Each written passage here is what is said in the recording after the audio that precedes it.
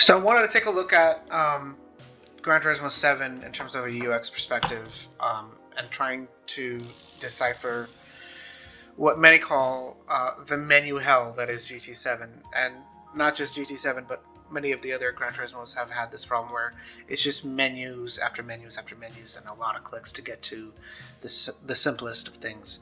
We're going to explore that today, as well as provide some solutions to kind of the clutter and other UX issues like information architecture. So let's jump right in and we'll see what we have here. So the first thing I want to take a look at is in GT7 is being able to swap out your cars and change your cars. So right now, the quickest way to do that is to select a race, and then you can change your car in this menu here. So you can change your car when you realize you have the wrong car. That is pretty quick. That's one click, right? The other way to do it is if you want to jump out all the way back into your home screen. And that takes 1, 2, 3, 4, loading screen, 5, 6, 7, loading screen, 8. So about eight or 7 clicks, depending on where you were, to go all the way back to your home screen. And that can be a problem because that option to change your car is not always available when you're on the track. Where it should be is at the top here. So you see this top header bar. There are certain things that are clickable here. So I can look at my current menu. I can top off my credits. The next thing should be I should be able to change my car and access my garage when I click on the icon of whatever car I'm driving, right? So that should be the another way that you should be able to swap your cars, because that header bar exists throughout the entire game, except for when you're racing. So if I go back to my daily races here, wait for this thing to load up, and then I go to my daily races.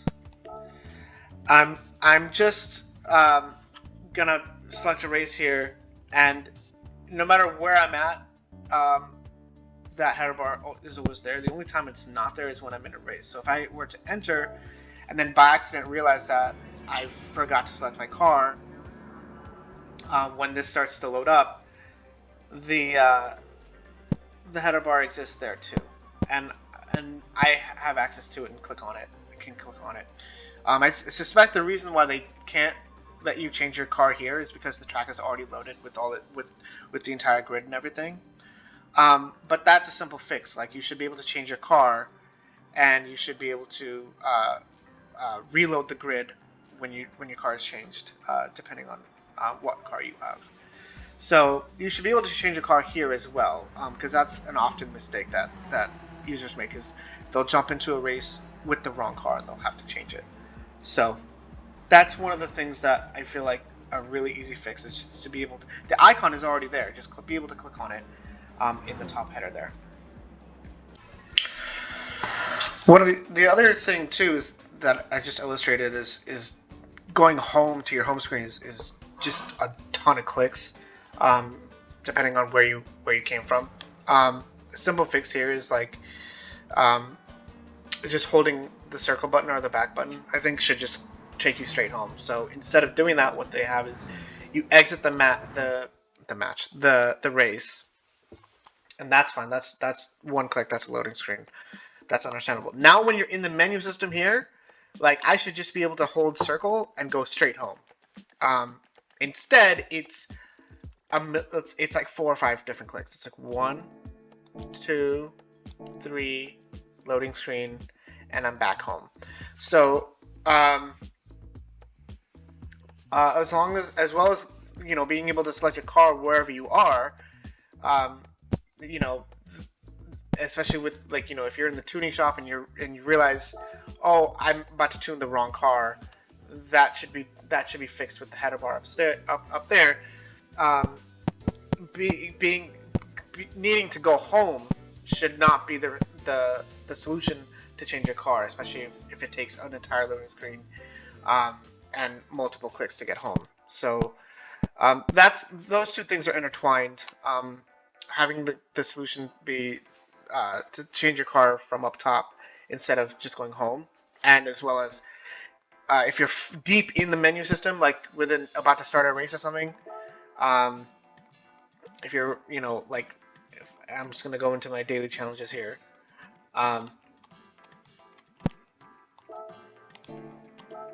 If you're deep into it here, it's just a lot of clicks to go home. If I'm like a lot of animation, a lot of clicks, I should just be able to hold circle and just go straight home and appear here. So I just finished a daily race, and we want to take a look at how this should be better represented. In terms of, if I just finished a daily race, I should just be able to go back to my daily races. What currently happens is I have to go back to the map screen. But I'll show you what that looks like. So I just finished a daily race, and then I get my rewards, right? And then it's like multiple clicks to get out of the race. That's fine. I don't really have a problem with that. So exit again. So I'm back on the menu screen. What should I just finished a daily race, so I should be able, the screen that I should go back to is my daily races. I have to then go all the way back and click on my daily races again.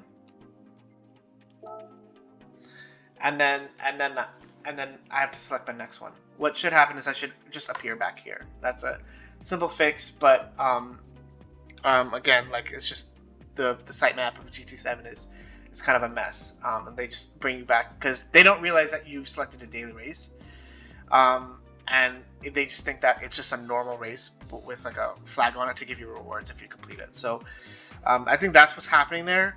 And what should happen is, if it's a daily race that you selected, you should come back to the daily race. Wherever you started from, you should always go back to. And that's kind of an easy fix there to get rid of the menu clutter. So here I'm at the tuning parts. The way you get here is you just go to your garage.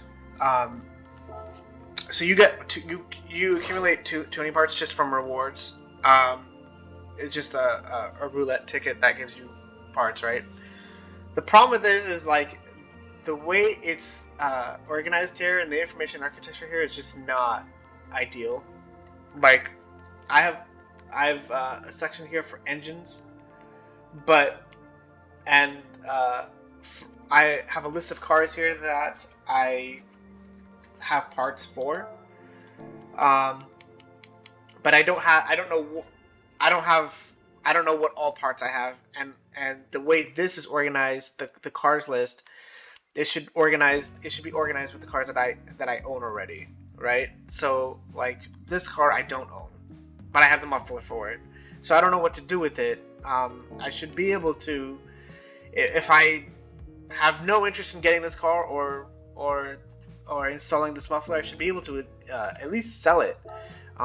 The engines you can delete for some reason. You can delete to get rid of the clutter, but you should be able to do that with all of the parts that you get. I have like a ton of hours in GT7, so that means I have so many parts that I don't know what to do with, and that's for that reason. I think because of this whole menu situation and how it's organized, I always find roulette tickets that have parts pointless because I don't know how to organize it to where I know what to install on what car.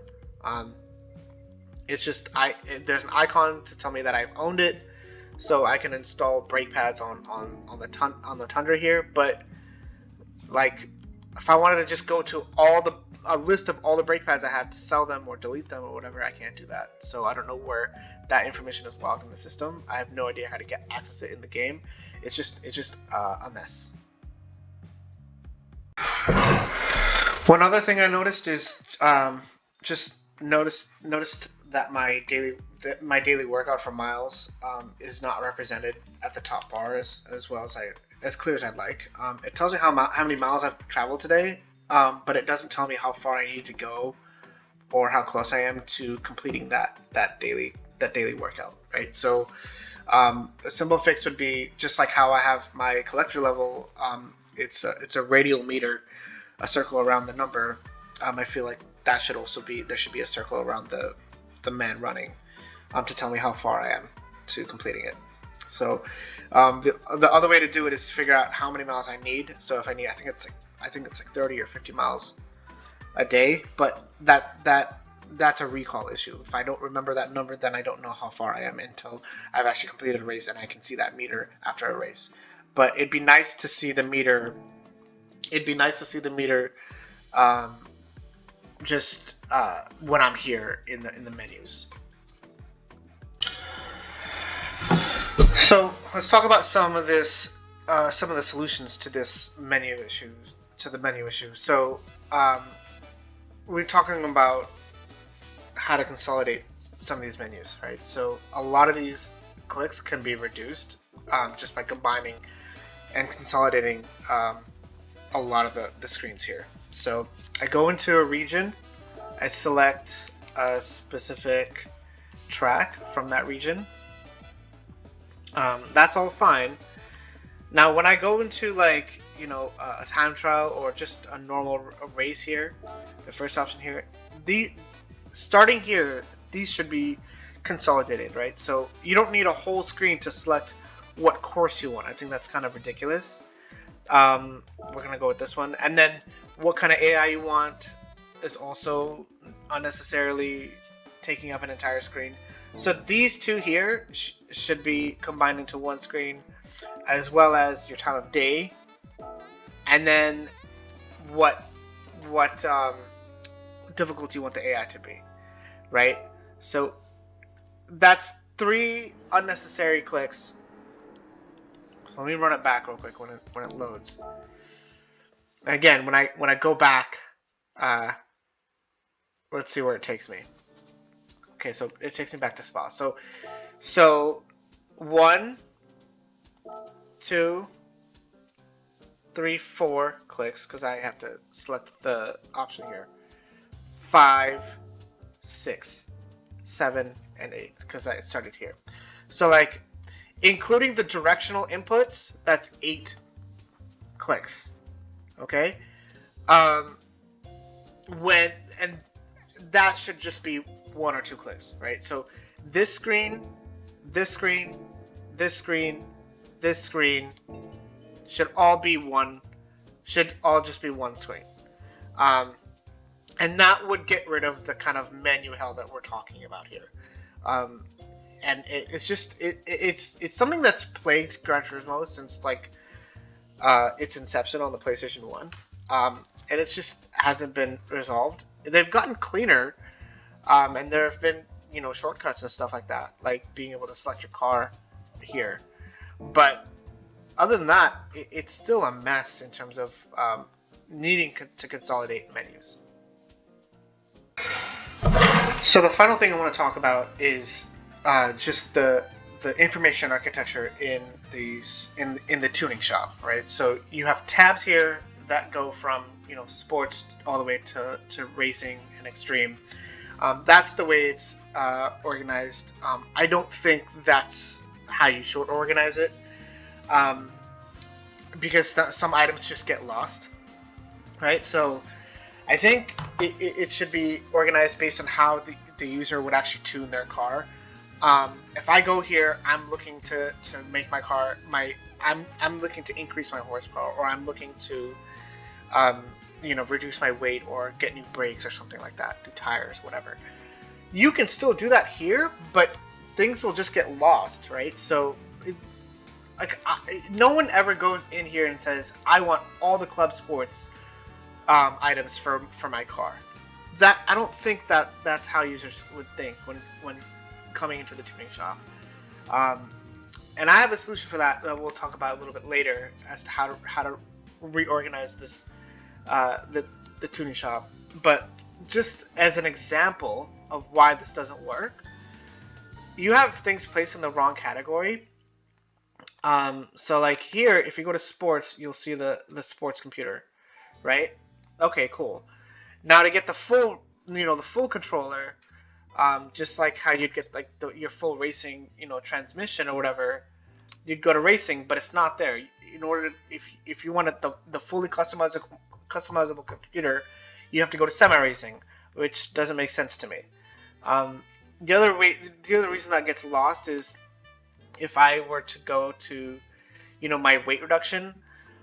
Um, so it's a sequential buy, right? So you have to go to stage one first, and then I can't do it on this current car, but the goal is to do it on.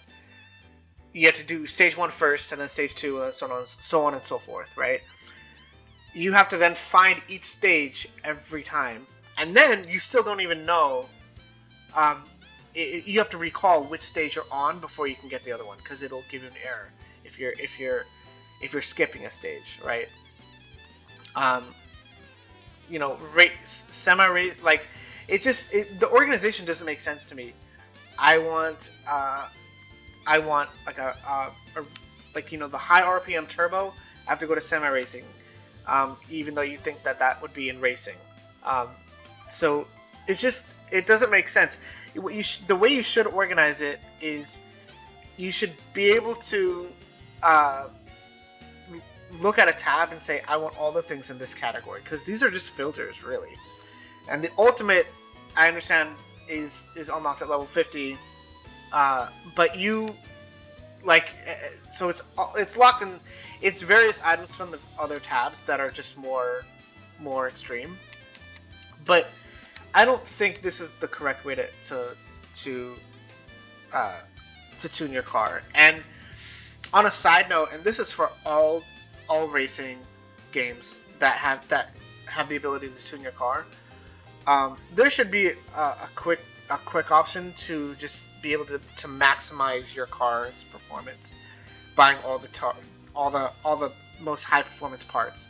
Um, every time you get a car in any racing game, this one or it could be like Need for Speed or something, you have to go through the entire process of tuning your car by buying all the different parts manually. There should be an option to just be like, okay, fully customize or fully tune this car. Um, for Gran Turismo, it might not work because you're not just trying to maximize the performance. You're trying to fit within a certain regulation in terms of performance. So that might not work here. But it would be nice if that was an option if you did want to do that. Like if I had, I got like a new Supra and I want to maximize its performance, that should just be one click away. But that's a side note. Just the way this is organized and the information architecture here, um, that's not how I would do it. You wanna organize uh, organize the tune shop based on how the users would actually tune their car. They're not gonna go into I just want all the semi racing options. No, they're looking for a specific thing. I want to look at turbos. I want to look at like engine performance, just engine performance, or I just want to reduce the weight.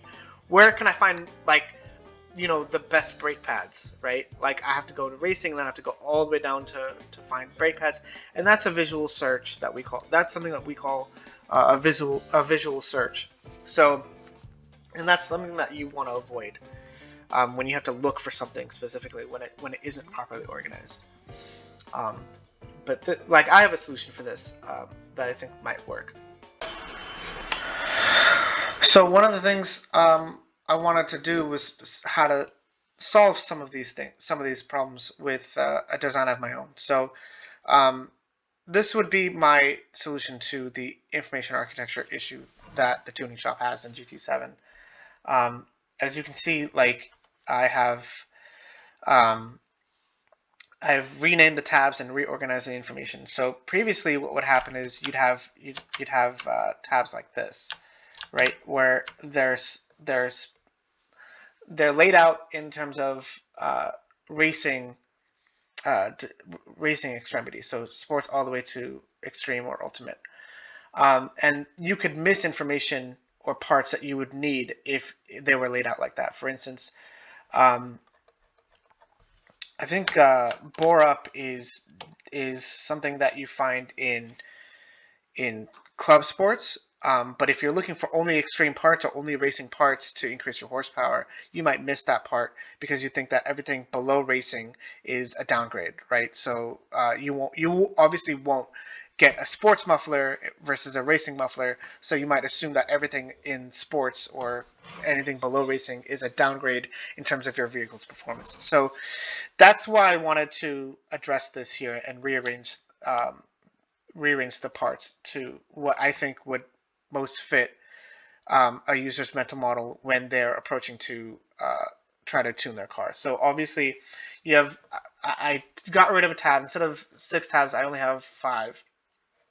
So it goes from engine, transmission, handling, tires, and ultimate. I think everything that you currently have in the tuning shop fits under these categories quite nicely, and they can then be organized even better so that you don't miss things that you want to that you might want to install on your car. So I organized it so that you can have all your sports mufflers and your mufflers are organized correctly, so you can see the difference between a sports and a racing air filter. And then you can see your customizable computers right there, right next to sports computer, because this all has to do with engine. And obviously there are way more parts than this that go under engine, but I just wanted to give you an idea of how this would be organized. The other problem that this solves is the weight reduction part that I was talking about earlier. So if you have your tabs laid out like this, you can have you can actually show your weight reduction parts in a linear fashion. So it would be like this. So not only could you display them all in one spot, but you could also show the user which ones the sequential the necessary sequential process to get it done. So if I have stage 1 and stage 2, if I have stage 1 but not stage 2, I can't get stage 3, 4, and 5, right? So those would be a good solution instead of having to search for the correct one, make sure it's the correct one, remember what I had before so that I know if I have stage 2, I have to remember that I have stage 2 to then get stage 3 and find stage 3 in Club Sports or Sports, and I can't remember which tab it's under. So it's a lot of messing and fiddling with the tabs in the current design system. So that's kind of my quick solution to getting this done and how I would reorganize it. And I feel like this would make the most sense. And I kept the ultimate tab. Just to keep it in case, because you unlock it at 50, and you should be able to see what you've unlocked under one tab. That's why I kept it that way. But I think tires is also another thing. I think tires doesn't make any sense. I think dirt tires are under Club Sports, and that doesn't. Then snow tires should also be under Club Sports, right? But snow tires are under Extreme, so there's no real reason for some of these parts to be under the tabs that they have. So I felt like tires would need their own tab entirely. So that's kind of why I think also why this would be a better solution. So Polyphony, if you're listening, either for GT7 or for the next game, try to do it this way. I think that makes way more sense, and it makes sense for the user who's actually trying to tune their car in the way that we actually tune our cars, and not looking at the categories of racing and sports instead just doing it via, okay, do I want engine parts or do I want all the stuff that has to do with my transmission? I know where to look if I want tires. I know where to look if I want weight reduction. That would be under handling, things like that. So it's a lot easier to remember where things are located if your tabs are structured like this. So yeah, GT7 kind of needs a lot of work. It's a great game. It's my favorite Gran Turismo. And I've played all of them. It's fantastic. Aside from the UX issues it has with its menus and the on a click stick just get to anything you want to do, it's a great game. But yeah, these issues should be addressed if they wanna get a better user experience out of the game. So thanks for watching. If you guys want me to do another game, I have a few games that have pretty bad UIs in general, or if you want me to talk about games that I think have really good UIs, because that's also a thing. I don't want this channel to just be me complaining all the time. But yeah, so just let me know in the comments if you want me to cover a specific game, if you have any questions. If you want me to go more in depth in something, I could either do another video or I can just be hanging out in the comments. So until next time, thanks guys.